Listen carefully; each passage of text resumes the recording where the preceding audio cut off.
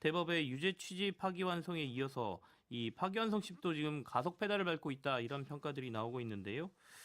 그렇다면 이렇게 속도를 높이면 대선 전에 유죄 확정이 가능하냐 불가능하냐 이거 가지고도 여러 말들이 많은 것 같습니다. 네 분의 의견을 좀 들어보죠. 박진영 부원장부터 해주시겠습니까? 원래 치면은 안 나와야죠, 그죠? 네네. 사실 조희대 대법원장도 633, 저 대법원 판결은 3개월 만에 하겠다라고 했는데 네. 3개월이 아니라 한 달 채 걸렸나요? 그리고 9일 만에 또 선고를 내려버렸고요. 뭐 본인이 원칙을 다 깨버린 상황이기 때문에 민주당이라든가 우리 국민들이 우려의 눈초리로 지금 보고 있는 상황인데 네.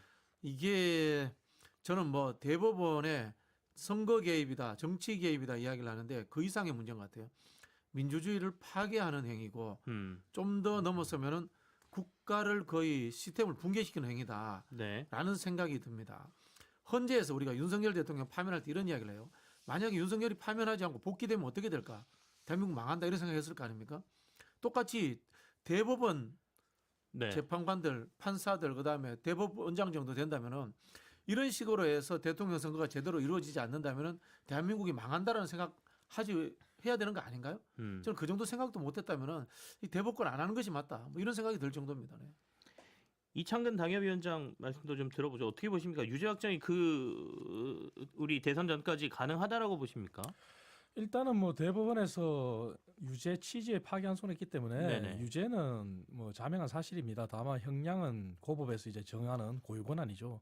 하지만 그 유죄에 대한 형량이 대선 전에 나올 것이냐 그 문제는 설사 고법에서 형량까지 나온다 손치더라도 이재명 후보의 재상고건이 있기 때문에 네. 그것까지 감안했을 때 최종 이제 우리가 대법원에서 최종 확정되는 결론까지는 대선 전에 힘들다 그렇게 볼 수는 있는 거죠. 그리고 저는 이 부분과 관련해서 물론 민주당의 심정이나 이런 거는 이해하지만 대법원의 판단은 존중받아야 된다. 저는 그렇게 생각합니다. 왜냐하면은 현재 대법원은 조희대 대법원장 외에 네. 13명의 대법관이 있는데 김명수 전 대법원장이 제청해서 임명한 그런 대법관이 7분이 계세요. 그리고 현재 조희대 대법관이 네네. 제청한 대법관이 6분 계시고 그 김명수 전 대법원장이 제청한 대법관 7분 중에 2분이 이번에 심리에 참여 안 했고 5분 중에 2분이 반대 3분이 역시 찬성했단 말이에요. 네네. 그래서 그러한 부분까지 보더라도 대법원의 판단은 존중받아야 된다. 저는 그렇게 생각합니다. 예. 일단은 선거 전에 아까 말씀하신 재상고까지 고려한다라고 하면 확정되기는 힘들 것 같다라는 말씀으로 이해는 되고요. 그다음에 대법의 판단은 존중받아야 된다라는 의견도 같이 주셨습니다. 그러니까 재상고 이유서 제출 기한이 20일이기 때문에 이게 법적 보장 기한이기 때문에 이것까지 고려하면 조금은 힘들 거다라는 의견이신 것 같고 이종근 평론가 얘기 좀 들어볼까요? 이제 확정 판결이라고 한다면 네. 재상고를 만약에 했을 때 확정 판결은 안 나오겠죠. 하지만 네. 확정 판결과 버금가는 결과는 나올 수 있다. 예를 들어서 지금 유죄 취지의 파기환송은 사실 유죄라는 거 아닙니까? 그런데 형량만 문제가 되는 거고 근데 15일 날 만약에 한번 열고 그런데 불출석을 한다 그러면 한 번 더 기회를 잡고 네. 그때도 불출석한다 그러면 출석하지 아니하고 바로 이제 선고기를 잡을 겁니다. 그러면 선고기를 잡았을 때 아시다시피 유죄 취지의 파기환송을 고법에서 무죄로 바꿀 수는 없는 거 아닙니까? 네. 그러면 아마도 6월 3일 이전에 나올 가능성이 조금이라도 있어 보이고 그렇다면 파기환송심에서 고법이 내린 판결을 재상고에서 뒤집은 사례는 없습니다. 있긴 있어요. 제가 다른 사례에서 뭐 민사 같은 걸 봤더니 그 직전까지 없었던 증거가 나오면 네. 그 증거를 바탕으로 재상고에서 바꿀 수는 있습니다. 근데 아시다시피 지금 항소심, 그러니까 파기환송 말고 그 전에 그 항소심에도 네네. 새로운 증거는 없지 않았습니까? 그러니까 제가 보기에는 파기환송심에서 서울고법이 유죄 100만 원 이상의 벌금형 이상을 내린다고 한다면 그건 뭐 대법이 확정 판결을 내린 거나 거의 다름없지 않을까 싶습니다. 신규 대표 어떻게 보고 계시고 그다음에 방금 전에 이제 뭐 여러 말씀을 해주셨는데 파기환송심에서 다시 무죄가 나올 가능성은 전혀 없다. 이건 맞는 건지도 좀 궁금하고요. 어떻게 보십니까? 우선은 지금 뭐 유죄, 무죄 이렇게 이야기를 하면 안 되고 네. 어떤 사안인지를 먼저 봐야 됩니다. 이게 지금 공직선거법 사안이고요. 결국에는 정치인의 말에 대해서 이제 처벌을 하겠다 지금 이렇게 나오는 거니까 이 사안 자체가 저는 이걸 가지고 지금 이 대선 한복판에 논의하는 것 자체가 저 일단 먼저 문제라고 생각을 합니다. 이거는 표현의 자유를 심각하게 위축시키는 사안인 것이고 대법원이 지금 1심 때부터 했던 판결 또 2심의 원심의 판결의 무죄에 대해서도 어떠한 논거도 제시하지 못하면서 네. 논거가 없으니까 이제 일반 유권자의 인식을 갖고 왔거든요. 근데 여기에 대해서도 문제 제기를 하자면 원래 법관들은 일반인의 평균인의 시각을 가지고 재판을 하게 돼 있습니다. 왜냐하면 판사에 따라서 판단이 달라지면 안 되기 때문에 그러한 것인데 지금도 1심, 2심, 상고심까지 해서 판사들만 18명이 관여가 된 겁니다. 산술적으로 더해보면요.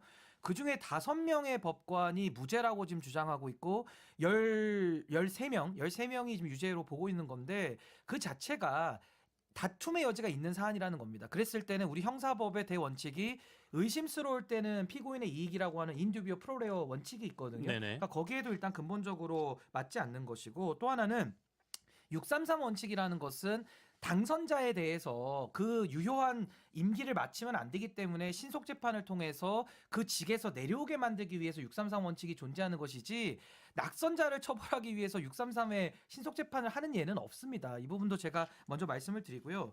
더 심각한 것은 졸속이라고 하는 대법원의 상고심의 빈약함도 있지만은 이게 선거 개입에 문제가 있거든요. 단적인 예로 명태균 케이스로 지금 정치인들 수사받아야 될 사람들 많잖아요. 네네. 거기에 대해서 검찰이 움직이지 않고 있습니다. 그걸 국민들이 양해하거든요. 그 이유는 검찰의 수사조차 포토라인에 세우는 것조차도 선거에 개입이 되기 때문에 자제하는 걸 양해하는 것인데 이건 그 정도가 아니라 대법원의 판결을 지금 앞당겨서 이렇게 속도를 밟고 있는 것은 전 대법원이 모종의 의도를 갖지 않고서는 이렇게 진행할 수는 없는 것이다. 전 그렇게 생각하기 때문에 전 법원을 존중해야 된다는 의견에는 동의합니다만은 네네. 법원이 잘못된 절차까지 하는 거에 대해서는 충분히 비판해야 되고 이건 국민들의 감시의 영역 아닌가 저 그렇게 생각합니다. 사실은 합법의 틀에 숨어서 선거 개입을 했다 뭐 이렇게 비판하시는 분들도 분명히 있습니다. 그래서 방금 전에 말씀하신 절차 논란에 대해서 조금 얘기를 좀 해보고 싶은데요.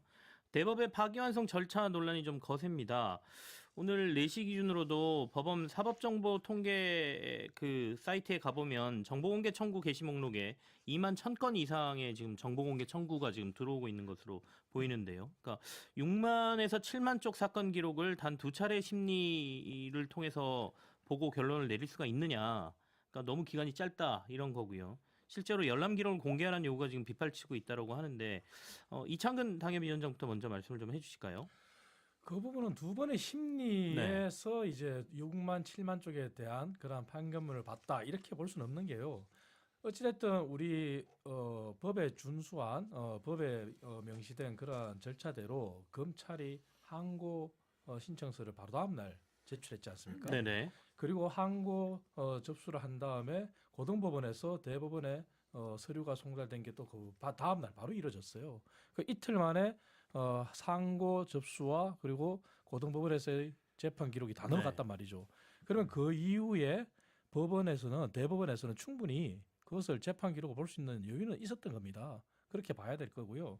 그리고 두 번의 심리가 졸속이다 이렇게 얘기하는데 이미 사건에 대해서는 다 명확하지 않습니까? 명확하고 더 이상 추가적인 증거도 없는 상황에서 그러면 대법관이 전원 심리를 열어서 두 번이 됐든 세 번이 됐든 그건 중요하지 저는 않다고 생각합니다. 충분한 검토를 했고 그렇다면 심리에 소요되는 시간은 대법관들의 그런 네. 고유 권한이에요. 그래서 대법관들이 그 심리에 대한 횟수를 가지고 우리가 논한다. 그건 또 대부분 존중하지 않는 거죠. 그래서 저는 그 6만 쪽, 7만 쪽에 대한 기록을 얼마만큼 볼 수 있는 시간적 여유가 있었냐. 전 충분히 했다.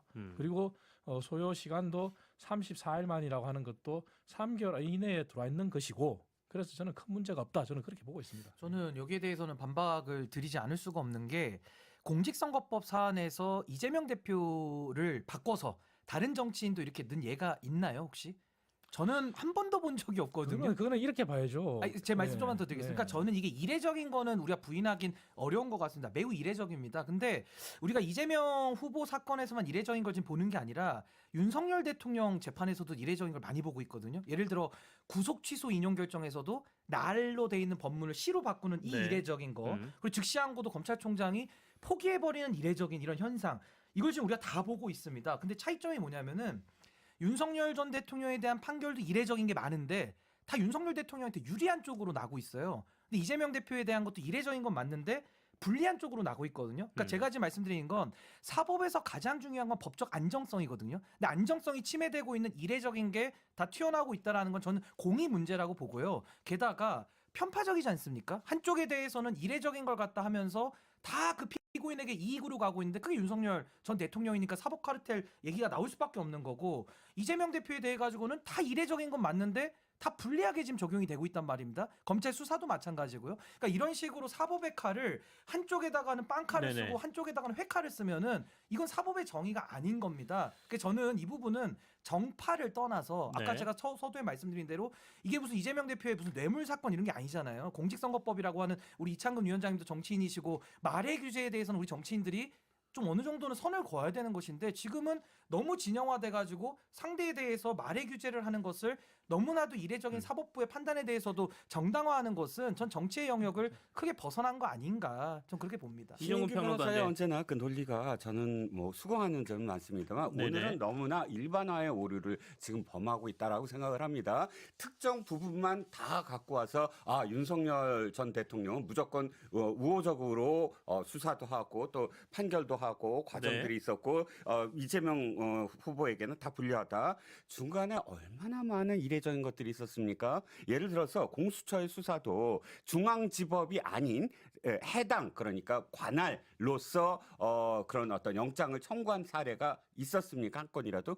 저는 발견 근데 못했어요. 그거는 공수처법에 31조에 나오는 권한이에요. 37조에 뭐라고 예외로도 나오냐 할수 하면 있어요. 예외로 관할이 할 수 있어요. 있는 것이 예. 그 그러니까 관할 법원의 법에 나와 특이한 있어요. 어떤 예가 있어야 되는데, 그렇다면 똑같이 그 김용현 장관은 왜 서부지법에 안 했습니까? 아니 그러니까 그건 저한테 물으실 게 아니, 아니라 그러니까 사법부가 똑같은- 판단을 하는 아니, 영역인 거죠. 그러니까 그게 이례적인 거예요. 네. 왜냐하면 똑같이 지금 살고 있는 곳이 김용현 장관이야말로 용산인 그러니까 저 서부지법 관할이에요. 살고 있는 곳이. 그러니까 이례적이지 않다라는 건 자의적이라고 생각을 하고 아니 그럼 구속 취소 인용이 이례적이지 않다고 보세요? 윤석열 대통령한테 적용시킨 잠시만요. 시와 나를 네, 바꾸는 네. 게 이례적이지 않습니까? 저희가 자 이렇게 생각하셔야 네네. 돼요. 미란다 잠시만요. 원칙은- 두 분 다 잠시만요. 제가 발언권을 드리고 반론권을 드릴 테니까 중간에 말이 섞이면 우리가 이야기 오디오가 힘들거든요. 마무리죠. 예, 예, 예. 저 아직 말이 안 끝났으니까. 네, 이종욱 평론가 미란다 먼저 원칙을 얘기해 보죠. 미란다 원칙 전에 모든 60년대예요. 모든 그 미국에서 별건 수사를 했습니다. 미란다도 사실은 저 도난죄 누군가 그 도둑질을 했었어요. 미란다가 도둑질해 갖고 걸렸습니다. 수사를 해봤더니 여자를 강간하고 죽인 거예요. 그게 발견이 됐습니다. 그때 어떻게 됐습니까? 지금 저 변호사가 옆에 없었기 때문에 이것은 무효다라고 해갖고 그 연방 대법원이 7대5로 그걸 무효시켰습니다. 들고 일어나서 난리가 났습니다. 이례적이라고 이런 예가 없었다. 그런데 어떻게 됐습니까?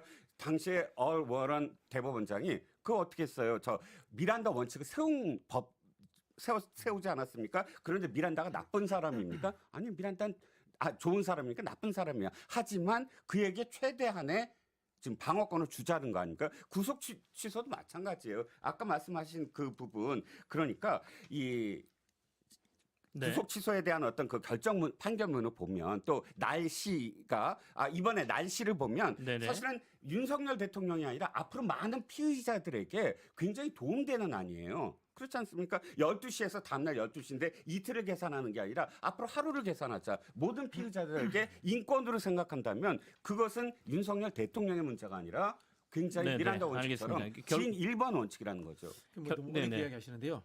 이런 것 같아요.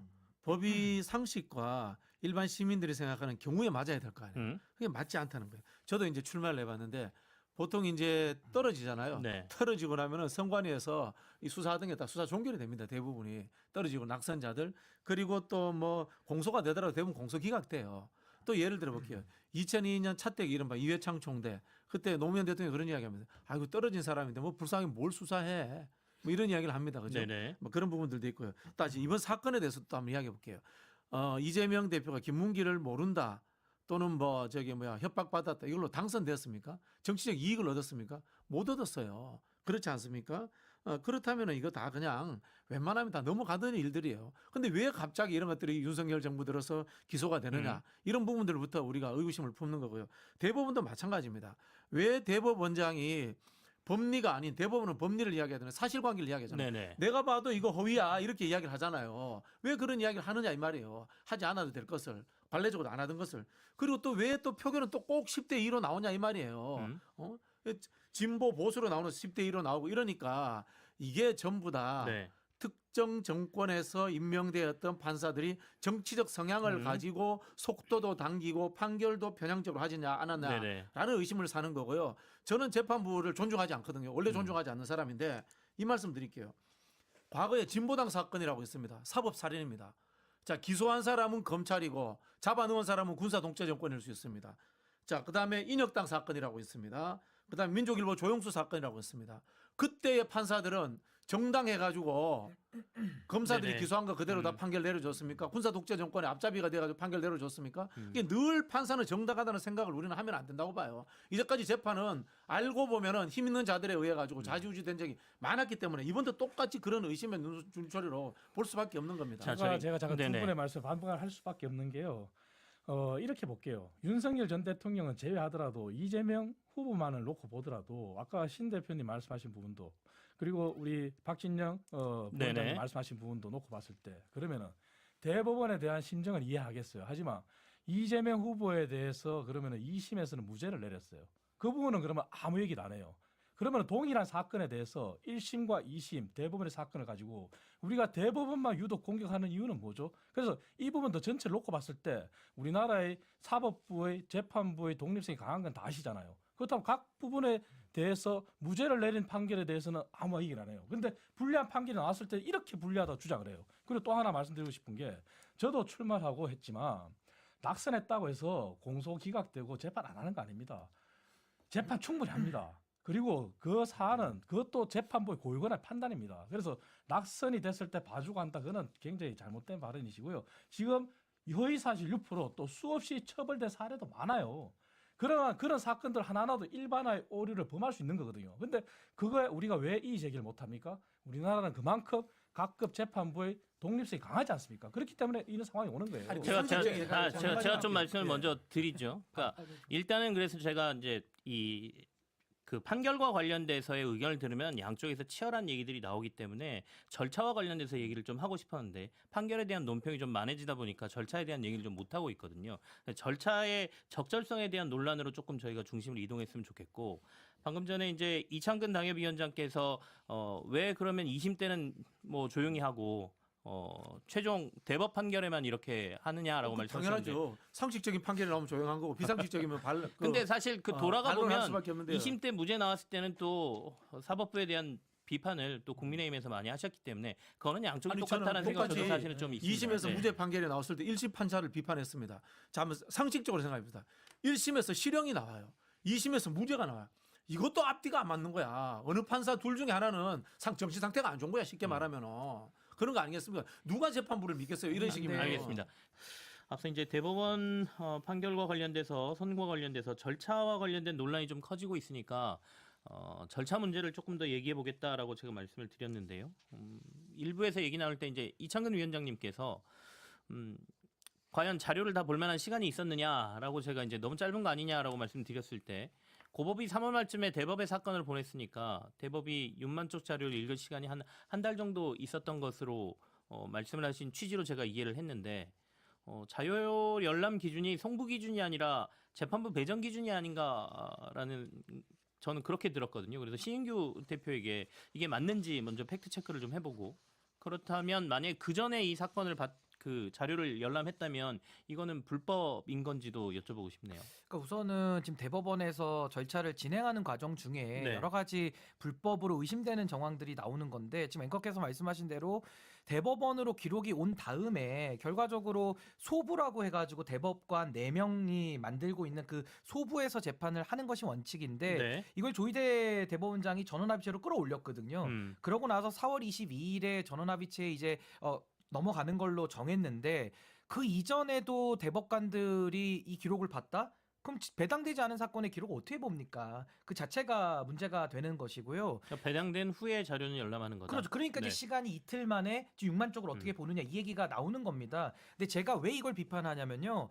졸속으로 재판을 해서 결론을 내리면 국민들이 동의하지 못할 뿐만 아니라 네. 결과적으로 대법원이 스스로 비난을 자초하는 셈입니다. 이거는 제 얘기가 아니라 이번에 전원합의체 판결에 반대 의견을 쓴 두 분의 대법관이 있습니다. 그분들이 스스로 반대 의견을 피를 토하는 심정으로 쓰면서 그 안에도 졸속 심리라는 거를 인정하는 그 결정문의 네. 내용이 들어가 있습니다. 그러니까 이거는 내부 비판이 나올 뿐만 아니라 최근에도 청주나 부산에서 현직 부장판사가 네네. 코트넷에다가 실명을 걸고 지금 대법원의 행동을 비판하고 나섰거든요. 또 어제는 법원 공무원 노조에서도 지금 비판 성명이 나오고 있습니다. 네. 그러니까 이것은 어느 한 정파 내지는 어느 후보를 지지하고 안 하고를 떠나서 대법원이 왜 이렇게 무리한 졸속 심리를 하느냐. 거기서 나오는 위법 문제도 심각하지만 이 졸속 결정을 통해 가지고 결론적으로 네네. 선거에 개입하는 결과를 낳기 때문에 이 부분에 대해서는 사법부가 이런 식으로 정치의 한복판에 뛰어드는 것이 말이 되느냐. 이 부분에 대한 비판이 있기 때문에 전 대법원이 스스로 본인들의 잘못된 부분을 스스로도 인정하고 있는 부분들이 있으니까요. 거기에 대한 네. 문제제기를 하는 겁니다. 신인규 대표가 말씀하신 거 이제 소부를 거쳐서 전원 합의체로 올라가는 거 이게 이제 내규 위반 아니냐라는 지금 논란이 있는 거고요. 그리고 아까 말씀하신 낙선자에 대한 634 원칙 적용도 제대로 되지 않았다. 그다음에 최근 대법원의 판례를 뭐 뒤집었다 뭐 이런 논란들이 같이 있습니다. 이정근 평론가가 그 633 발언권을- 네. 원칙은 아까 3개월을 지키지 않았다라고 얘기했는데 634 원칙의 취지는 3개월을 채워라가 아니라 3개월 이내라는 네. 얘기입니다. 뭐 6개월을 채워라가 아니라 6개월 이내, 1개월이든 하루든 상관이 없어요. 그걸 빠른 그 시간 내로 하라는 게 취지니까 633 원칙을 벗어났다고 할 수는 없는 것이고 수만 건을 말씀하시는데 이틀이 아닙니다. 4월 20일 소부 결정이 며칠이죠? 그러니까 최소 9일 정도의 어떤 시간이 있었다고 저는 생각을 하고요. 그럼 4명 대법관만 봐야죠. 아니죠. 소부 그날에 전원 합의체로 넘겼잖아요. 당일날. 그럼 전원 합의체에 넘긴 날이 그날입니다. 그래서 이틀 본 겁니다. 그 이틀이 아니죠. 4월 그게 며칠이죠? 아니, 며칠 날 소부에서 5월 1일 날 결정해서 4월 28일 날 그럼 본 제 겁니까? 기억으로는 4월 21일로 알고 4월 있는데 21일에서 5월 1일 날짜를 결정을 그 했잖아요. 날짜는 저희가 한번 확인해 보기로 하고요. 확인해 주면 일단 네, 말씀을 좀 그러니까 하시죠. 이틀이라는 네. 건 말이 안 되는 얘기고 그다음에 이 답은 박범계 의원한테 물어보시면 될 것 같아요. 박범계 의원이 이렇게 얘기했습니다. 당시에 박근혜 전 대통령 그 헌법재판소 과정에서 당시 대리인단의 손범규 의원이 아니 수만 쪽에 걸리는 이 지금 수사 기록을 어떻게 단 며칠 만에 내릴 수가 있습니까 했더니 박범계 의원이 아주 정확하게 했어요. 당신이 변호사, 그러니까 취지예요. 그렇게 표현하지는 않았지만 변호사니까 모르는 거다. 난 판사 출신이다. 일주일에 수만 쪽이 아니라 수십만 쪽도 다 보고 일주일에 한 번씩 판결 내린다고 했습니다. 보통 우리가 3개월 걸리고 네네. 6개월 걸리고 왜 그러냐면 다른 사건이랑 함께 병합되기 때문에 선입선출을 해서 좀 뒤늦게 보는 것이지 지금 대법원장이 뭐라 그랬습니까? 취임 때부터 이 얘기를 했어요. 명문화된 633 원칙을 강행 규정으로 해야 된다. 그러면서 모든 사건에 우선돼서 네. 선거법을 해라. 이건 2023년 12월 달에 한 얘기입니다. 그리고 일관되게 법원행정처에 네. 그걸 독려했고요. 그때부터 이재명을 타깃으로 한 게 아니고 20명에 대해서 이미 그리고 지금 22대 총선에 네. 걸린 사람들도 역시 빨리 하라라고 독려를 아니, 하는 저는 포괄적인 내용이라는 그러니까 충실 거죠. 심리에 대해서 제가 문제 제기를 충분히 할 수 있는 거고요. 네. 제 주장이 아니라 대법관으로 심리에 직접 참여했던 두 분의 대법관이 졸속 심리에 대해서 판결문에 써놨다니까요. 그 반대 의견 읽어보셨죠?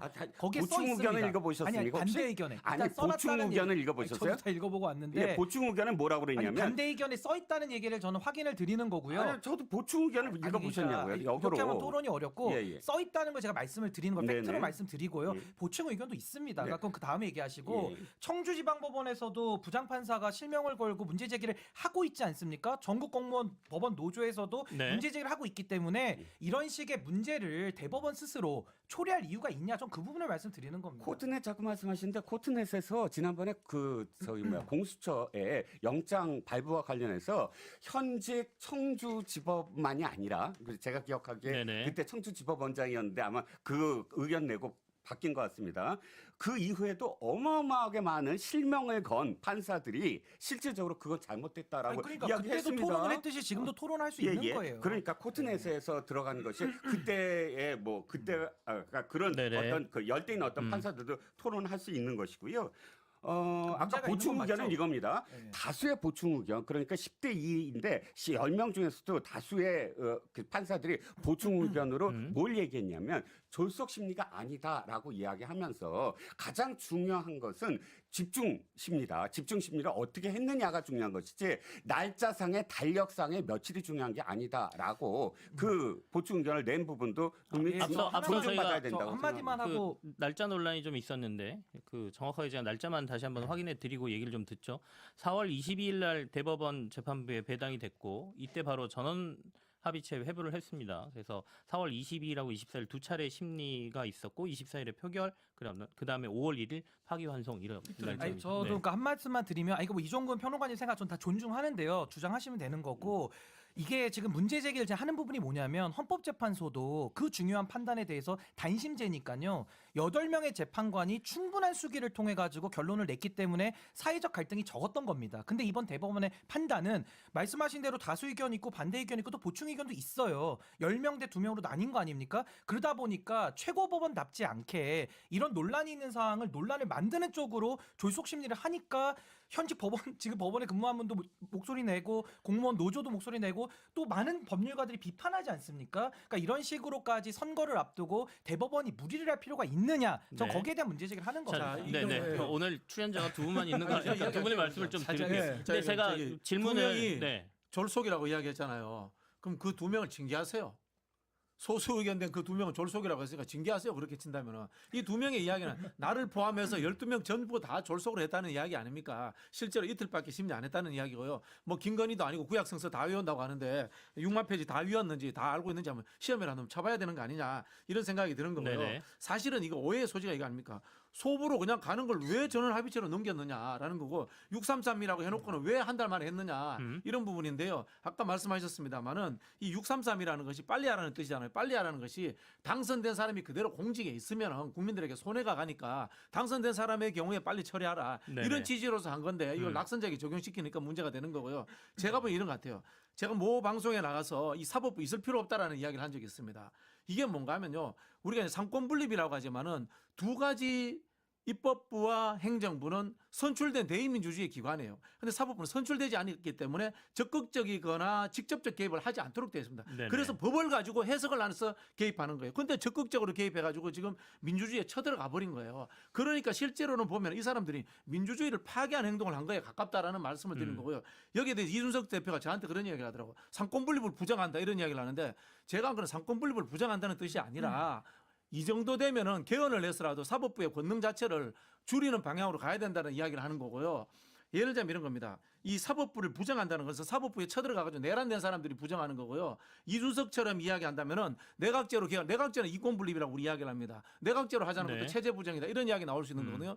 제가 이야기를 왜 드리냐면요. 사법부가 권능이고 절대절명한 신의 영역이 아니기 때문에 얼마든지 비판해야 되는 거고 그 비판의 영역들이 네. 권한을 갖고 있는 국회 같은 경우는 탄핵도 할 수 있고 정지시킬 수 있는 대의민주주의가 그런 행동들을 할 수 있다는 이야기까지 제가 하고 싶어서 이야기를 드린 자, 거예요. 이제 결국에는 이겁니다. 정치적으로 굉장히 민감한 사안인데 이렇게 빠른 시간 내 이제 졸속이라고 말씀하시고 여기는 충분히 민감한 사안이니까 빨리 결정을 해야 된다라고 주장을 하시는 건데 이렇게 결정을 해놓고 나니까 대법원의 판단이 결국에는 정치 개입이라는 논란을 결국엔 만들지 않았느냐.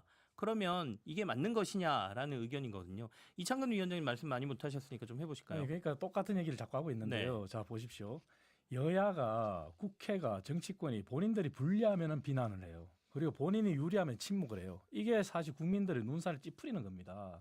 그리고 대법원의 자꾸 졸속이다 얘기하시고 대법원이 지금 정치적으로 편향됐고 선거 개입이라 얘기하는데 대법원은 법의 테두리 안에서 판단을 한 겁니다. 그리고 아까 말씀드린 대로 그 대법관 안에는 김명수 전 대법원장이 누굽니까? 우리법 연구회 출신의 대법원장 아닙니까? 그분이 제청한 대법관도 들어 있습니다. 그리고 전원 심리 사건은 전원 심리 사건의 지정에 관한 내규에 의해서 중대한 공공의 이해관계나 국민적인 관심도가 높은 사건에 대해서 지정을 할 수가 있어요. 그래서 지정이 된 겁니다. 그리고 만약에 대법원의 판단이 설사 민주당이 마음에 안 든다 하더라도 민주당은 지금 집권하겠다는 정당 아닙니까? 그리고 이재명 후보는 대통령이 되겠다는 사람 아닙니까? 그러면은 윤석열 전 대통령이 자꾸 말씀하시는데 윤석열 전 대통령이 헌재에서 8등의 판결이 나타났을 때 저희 국민의힘은 공식적으로 당 지도부가 인정을 하고 사과를 하고 그리고 수긍을 했습니다. 받아들였어요. 그게 성숙된 모습 아닙니까? 그렇다면은 민주당이 집권하고 이재명 후보가 대통령이 되겠다는 사람이 헌법을 준수해야 되는 의무, 윤석열 대통령이 전 대통령이 헌법을 준수하지 않았기 때문에 파면된 거 아닙니까? 그렇다면 이거는 존중을 해야죠. 그리고 설사 대법원의 판결이 일어났다 하더라도 이재명 후보가 선거 계속 안 치를 거 아니잖아요. 치를 거잖아요. 그리고 앞으로 논란이 되는 부분에 대해서도 우리가 다들 오늘 예측한 것처럼 재판부가 그러면 이재명 후보가 지금 재판을 받고 있는 나머지 재판에 대해서도 판단해야 되는 것도 재판부의 몫이잖아요. 그 부분도 재판부가 어떤 판단에 따라서 네. 헌법 소원이 제기될 수도 있을 것이고 권한 쟁의가 제기될 수도 있을 것이고 그럼 그 다음에 또 헌법재판소 판단이 있을 수도 있고 대법원의 판단이 있을 수도 있는 거잖아요.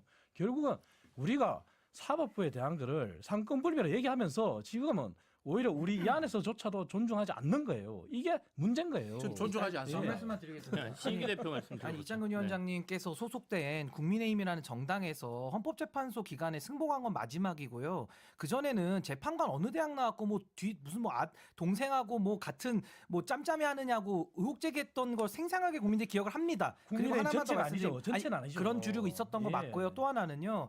지금 이 사안은 민주주의에 대한 기본 원칙과 관련된 문제거든요. 같은 정치를 하는 정치인 입장에서 말을 잘못했다는 이유, 그것도 4년 전에 말을 잘못한 거에 대해서 논란이 많은데 그걸 가지고 향후의 정치 생명까지도 끊어놓는 판단을 하는 것이 과연 적절하냐? 거기에 대한 논쟁이 전 반드시 필요하다고 보고요. 아니, 그러면 말씀 의사시- 마칠게요. 예. 말씀 마치겠습니다. 이게요. 민주당의 유리에서든 불리에서든 그건 중요한 게 아니에요. 법률적인 문제이기 때문에 정의의 문제고 옳고 그름의 문제고 대한민국의 민주주의를 어떻게 발전시킬 거냐에 관한 문제이기 때문에 이걸 가지고 마치 문제 제기하는 사람들이 사법부에 대해서 승복하지 않는다. 이런 식으로 얘기하시는 거는 저는 매우 곤란하다. 저는 이 말씀드립니다. 동의를 못하는 원칙에 게 관한 문제를 아니, 말씀드리는 겁니다. 신인규 대표 말씀하신 원칙이라고 얘기하는 부분이 결국은 허위사실 유포에 대해서는 처벌할 수 없다. 정치인의 표현의 자유를 존중해야 된다 표현을 최대한 넓게 예, 보자는 게 맞다는 말씀하시는 입장입니다. 건데 저는. 대법원에도 얘기를 했어요.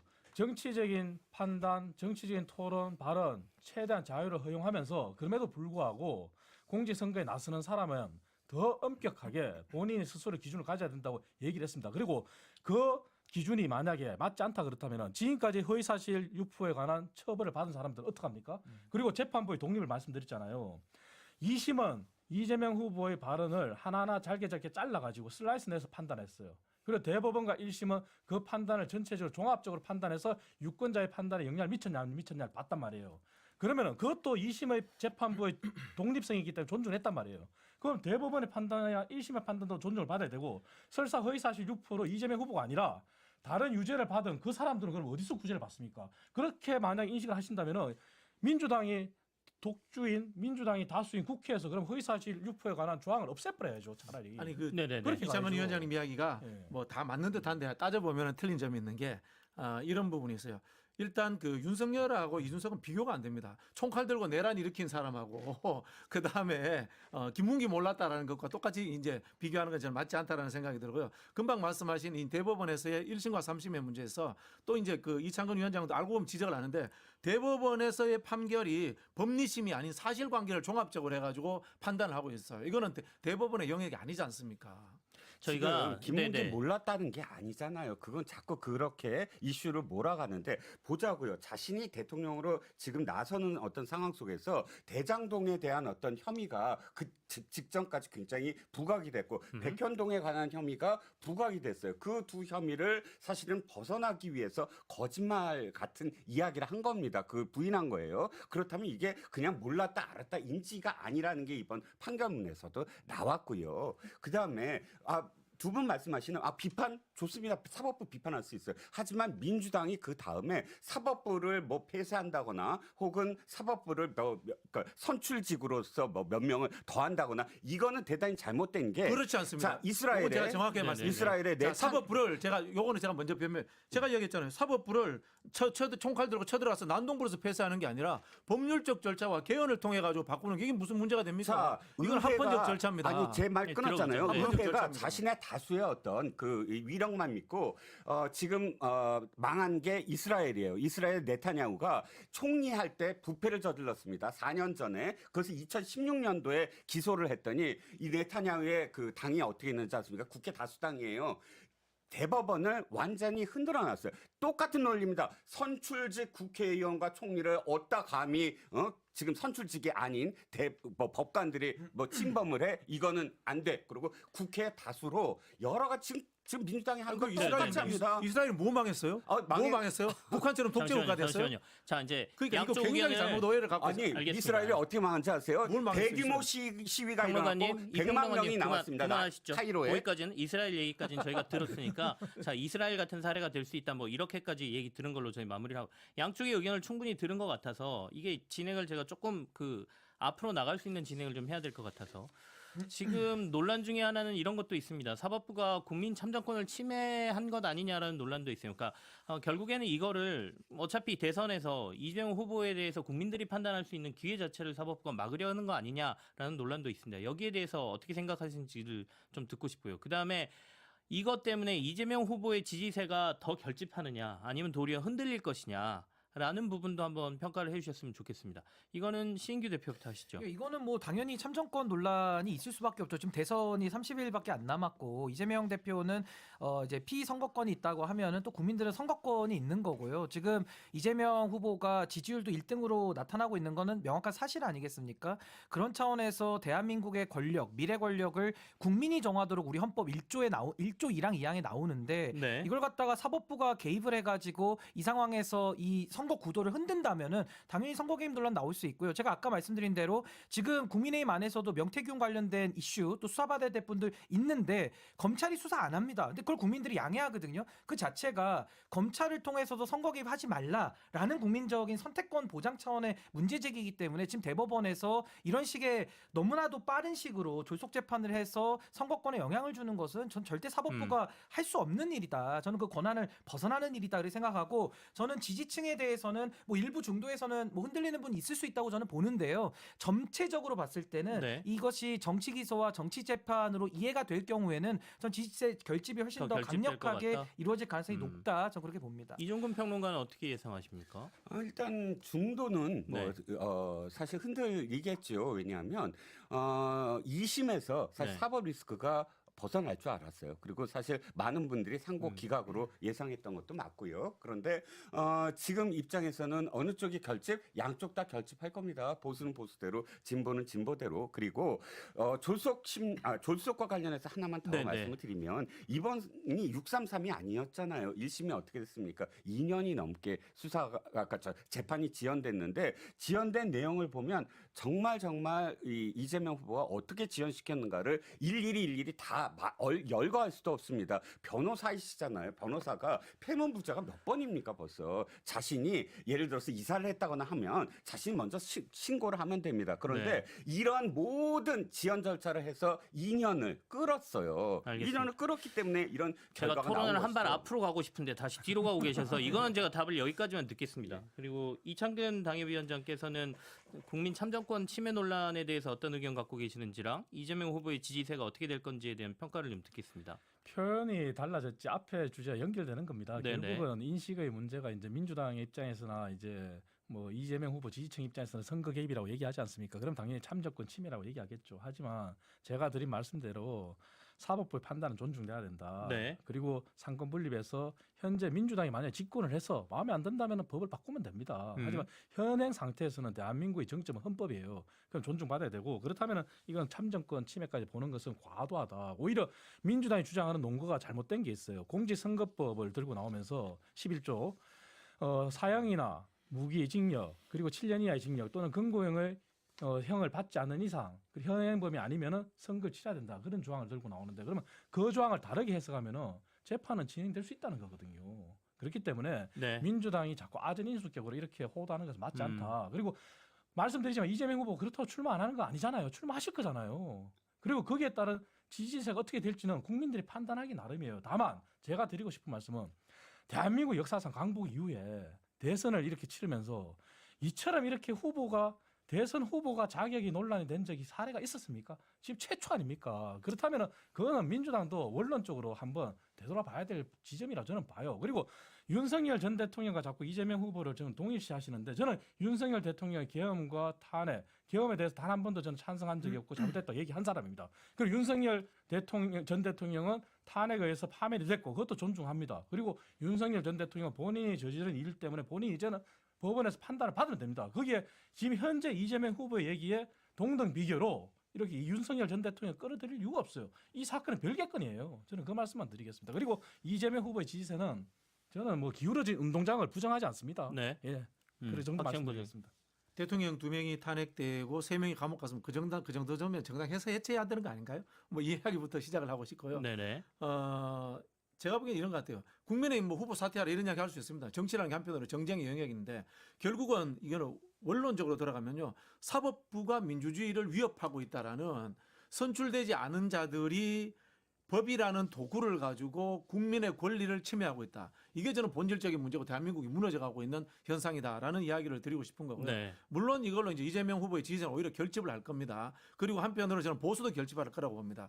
여기에서 오히려 손해보는 사람은 이준석 같은 사람이 손해보겠죠. 이제는 이준석한테 눈길을 줘야 될 이 보수라든가 진보가 없어요. 그런 부분에서 이준석이 막 굉장히 부안해동해가지고 말도 안 되는 소리를 떠들어대고 있던데 투표율이 저는 이번 대선 낮아질 거라고 봤는데 이렇게 되면 또 결집을 해서 투표율도 높아지겠죠. 그러나 민주당의 승리에는 별 문제가 없을 것이다. 저는 그렇게 봅니다.